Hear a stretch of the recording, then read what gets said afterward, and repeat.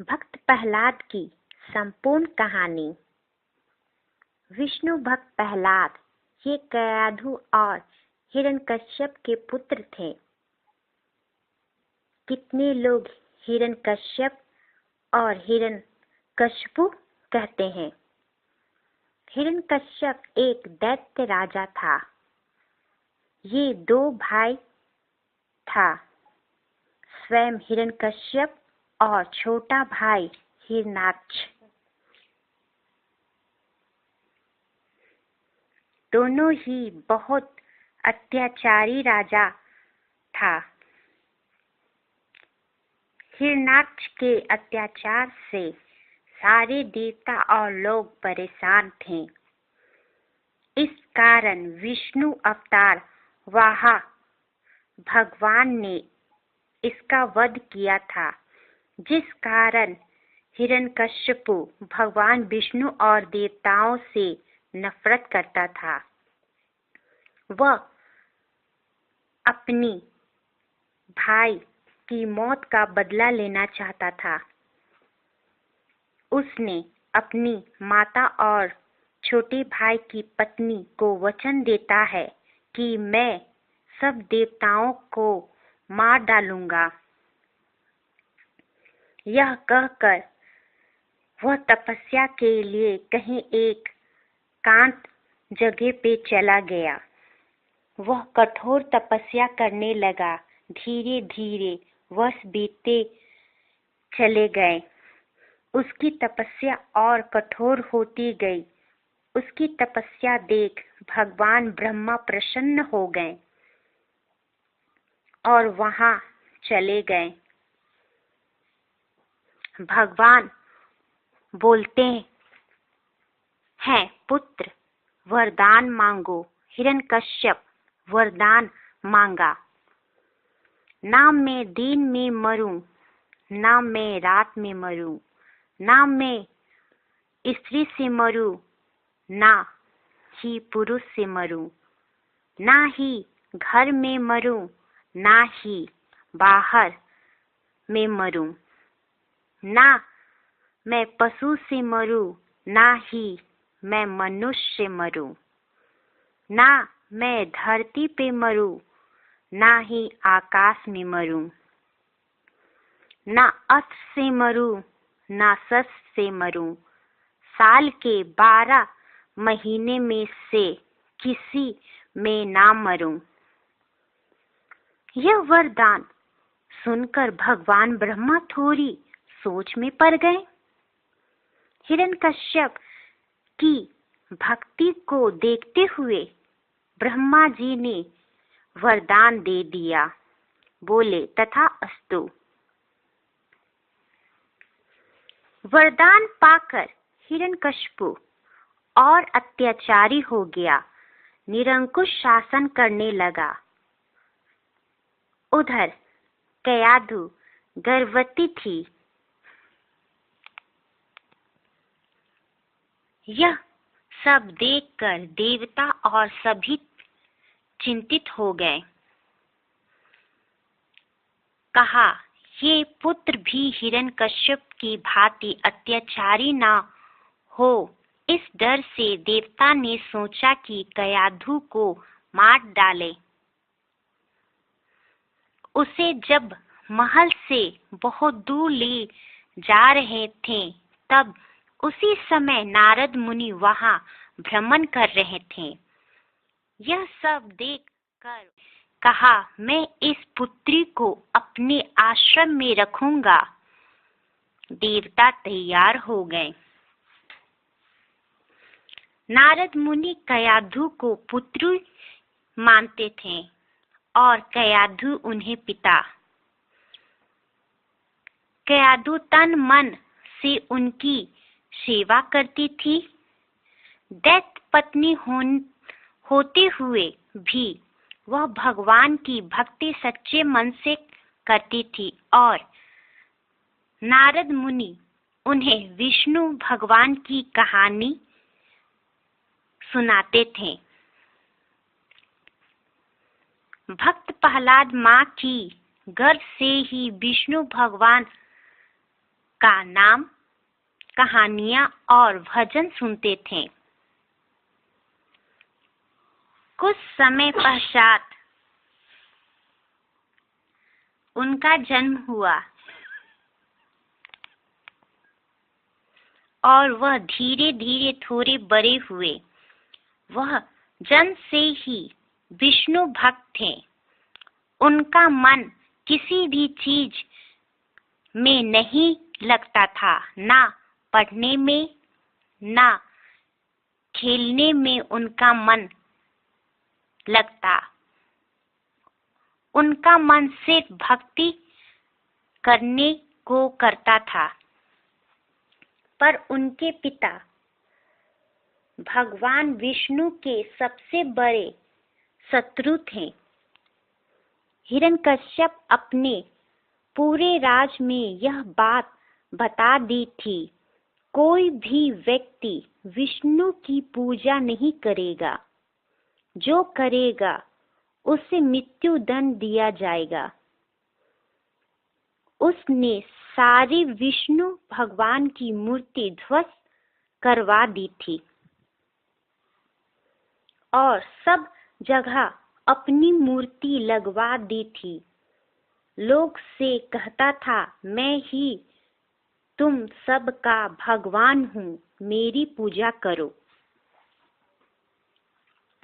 धीरे धीरे जब पता चला कि मेरा पुत्र प्रहलाद विष्णु भक्त है तो वह बहुत क्रोधित हुआ। वह कहता था कि मैं तुम्हारा भगवान हूँ। वह कपटी विष्णु नहीं।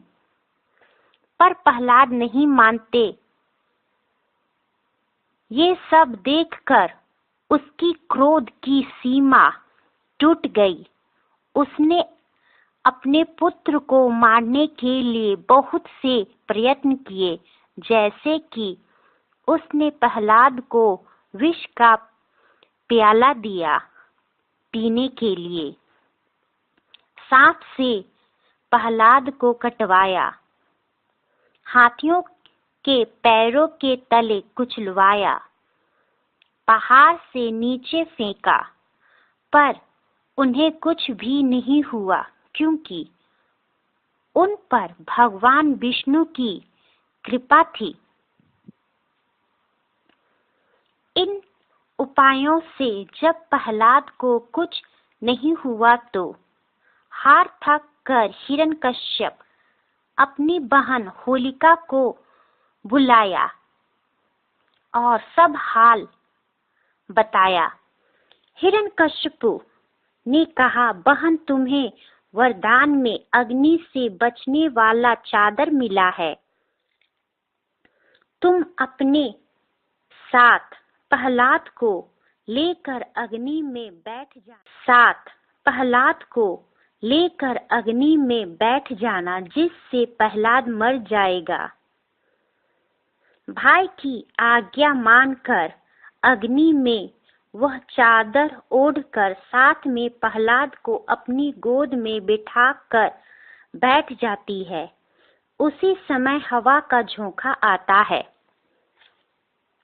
होलिका का चादर उड़कर होलिका से अलग हो जाता है और प्रहलाद में जाकर अच्छी तरह से लिपट जाता है, जिस कारण होलिका उसी समय उसी जगह पे अपने भाई और सब लोगों के सामने जलकर भस्म हो जाती है।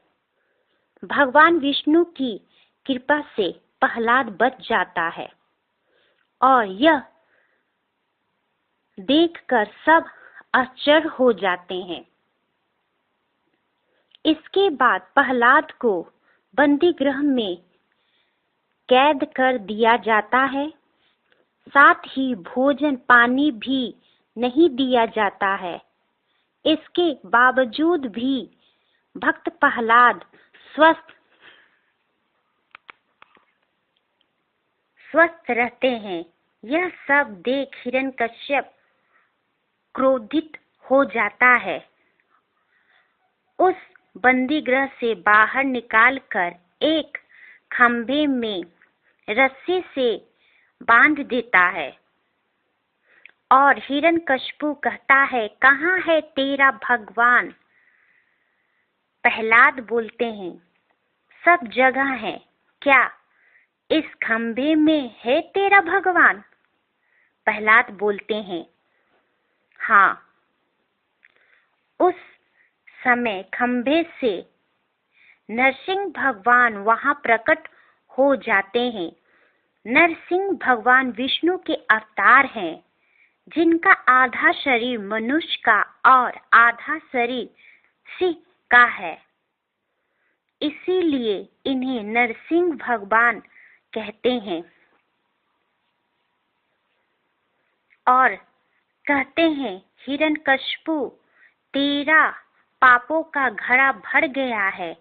आज तेरी मृत्यु निश्चित है। हिरण्यकशिपु कहता है, तू मुझे मारेगा, मैं अमर हूँ। ब्रह्मा जी से मिले वरदान को हिरण्यकश्यप नरसिंह भगवान को बताता है और हंसने लगता है।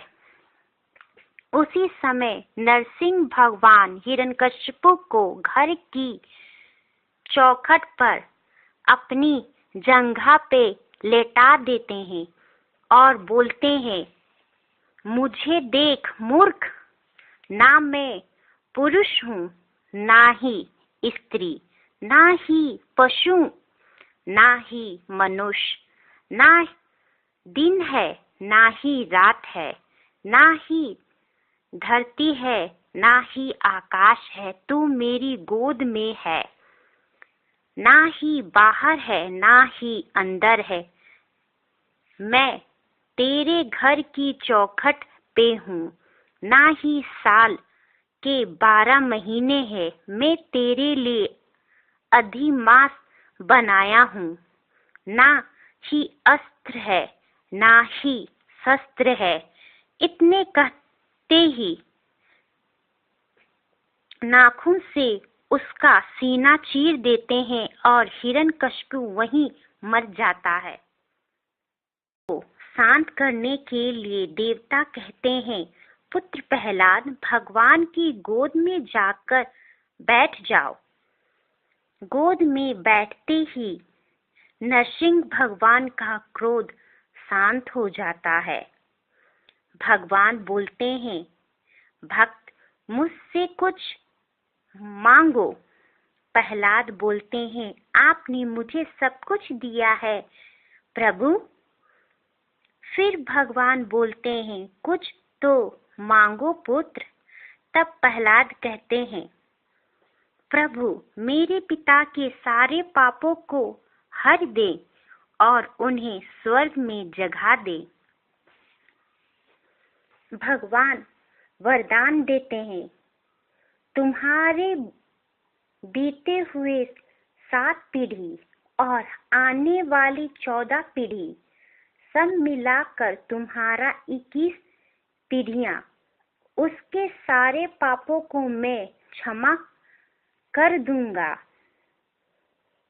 प्रहलाद ने अपने जीवन भर भक्ति और भक्ति के मार्ग पर चलते हुए अपने साम्राज्य और अपने राज्य के लोगों का विस्तार किया। आज भी हम उन्हें विष्णु भक्त के रूप में जानते हैं।